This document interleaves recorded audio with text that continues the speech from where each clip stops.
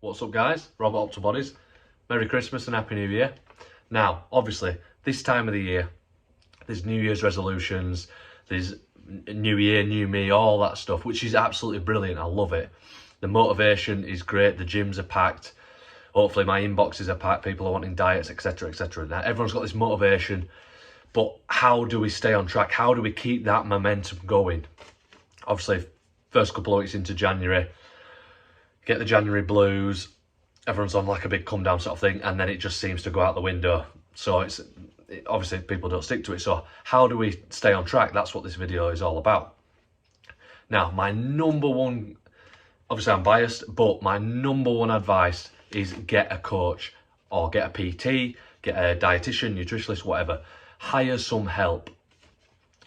It's worth the investment, and we'll get onto that in a minute. Trust me, because if you get the right person, they could teach you lifelong goals and lifelong habits that you can sustain, obviously, for life, that you can take with you once you're done with their services. So, and don't be embarrassed. Obviously, some people are embarrassed to message people and ask for help. It's getting a lot more and more popular, is having PTs and online coaching and people doing your diets for it. It's really popular, which is great, because obviously it's my industry, but it's getting so popular. And look at it as if, like, most people won't have a go at fixing the car themselves. They'll go to a mechanic.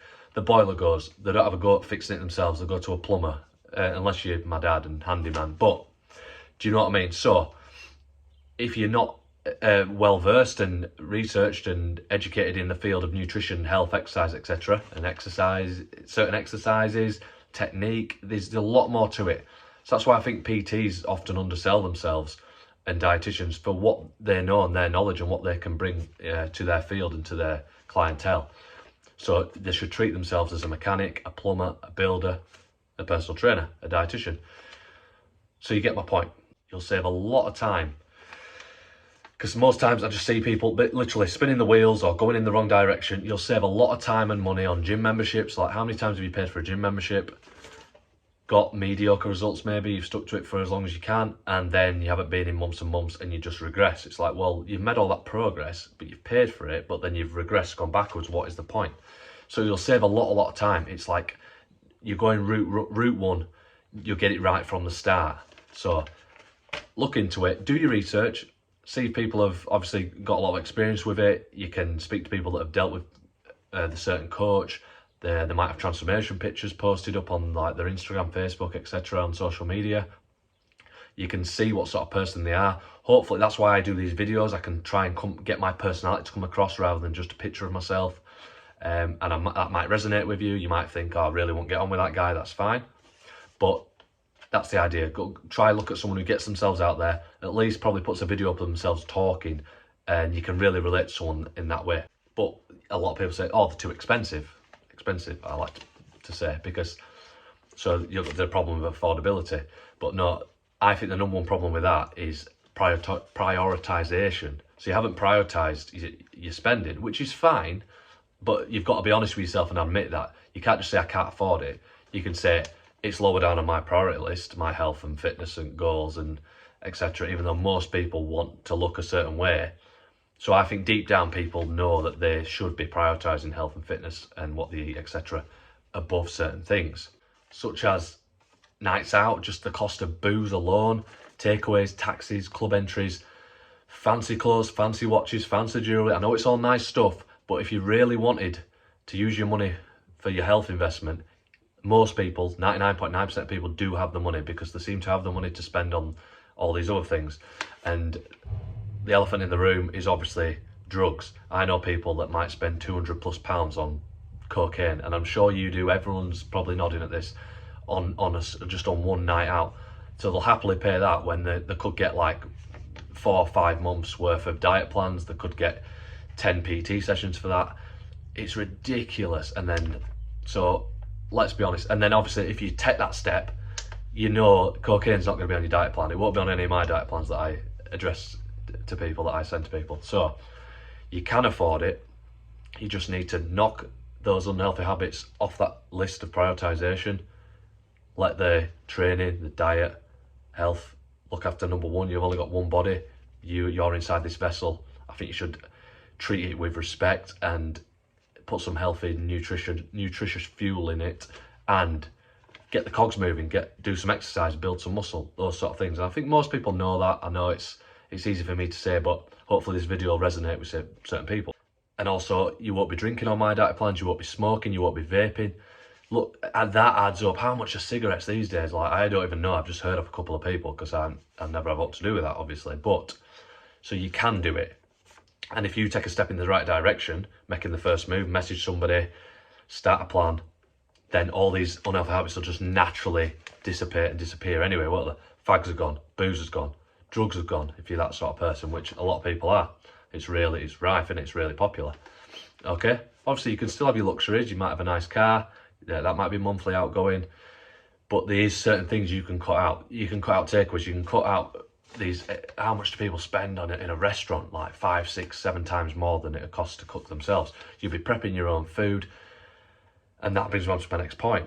As many of my clients usually say, like, oh, within the first 2 weeks, the plan has paid for itself because of all these unhealthy habits that they've just completely cut out. They've got all this new disposable income that they can spend on a personal trainer.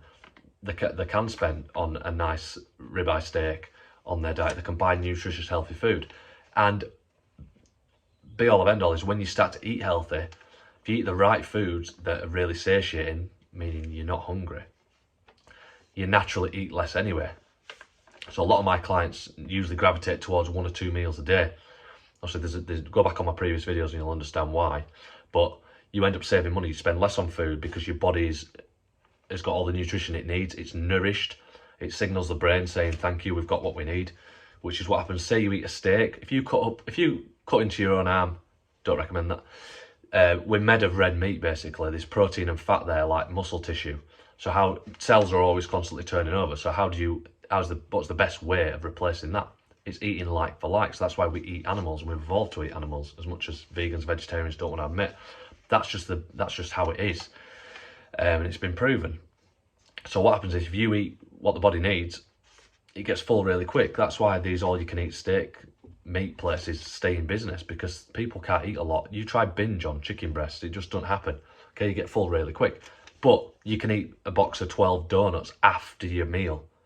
Like, you see how that fake food spikes all this dopamine, which we spoke of before, that it's a drug-like effect that says, oh, keep eating. And if that's all you eat, which a lot of people do, if the protein and fat isn't high enough, because not enough nutrition to rebuild the cells, bone cells, your liver cells, every cell in the body is half protein, half fat, around like that sort of thing.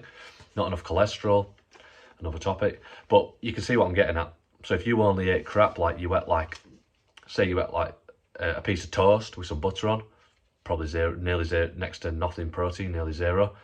And then you had a glass of fresh orange, and then you might have had a donut. It's like, where's the protein? Where's the healthy animal fats? That's why people can overeat when they eat crap. So, be all of end all is, you spend more money when you eat crap.